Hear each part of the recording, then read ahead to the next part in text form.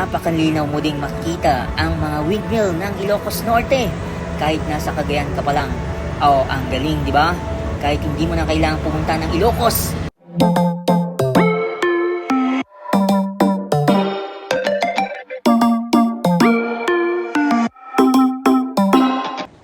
What's up mga kakwa? Ang astig talaga ng camera ng cellphone ni Mrs. Sobrang linaw ng kuha kahit malalayong bagay. Tulad na lang ng mga nangingisda sa dagat, kayang-kaya niyang palapitin. O ang cool, di ba? Kitang-kita mo ang mga tao sa bangka at makikita mo rin, uy, mababangka tayo ng ibon. Ay, malayo pa pala kung ano ang kanilang mga ginagawa. Sobrang ganda na gamitin ito para mamonitor kung may nagaganap na illegal fishing sa dagat, para maprotektahan ang ating karagatan at mapanatili ang kabuhayan ng mga mangingisda. Makikita mo rin ang lighthouse ng Claveria ng malapitan.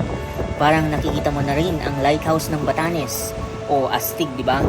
Shout out nga pala sa mga kaibigan kong taga Batanes. Zero crime rate daw doon, kaya ang gandang mamasyal sa Batanes. Tara na, biyahe tayo. Napakalinaw mo ding makikita ang mga windmill ng Ilocos Norte kahit nasa Cagayan ka pa lang. Oh, ang galing, di ba? Kahit hindi mo na kailangang pumunta ng Ilocos, basta may cellphone ka.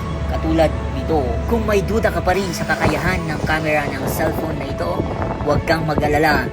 Dadalhin kita sa buwan kasama si Neil Armstrong. Parang naglalakad na rin tayo sa buwan. Sa tulong ng lens ng camera na ito, makikita mo ang buwan kahit may sikat na ng araw. Ay, joke lang pala. Dahil pala ito sa liwanag na nagmumula sa araw na nagpapailaw sa buwan. Ito ay nagre-reflect ng ilaw mula sa araw papunta sa ating basic science, basic.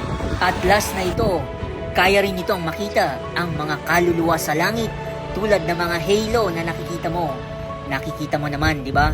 Nakikita mo naman, di na kailangang magsalita pa. Nakikita mo na yan, di ba? Ang galing, di ba? Ang tanong, magpapabudol ka ba?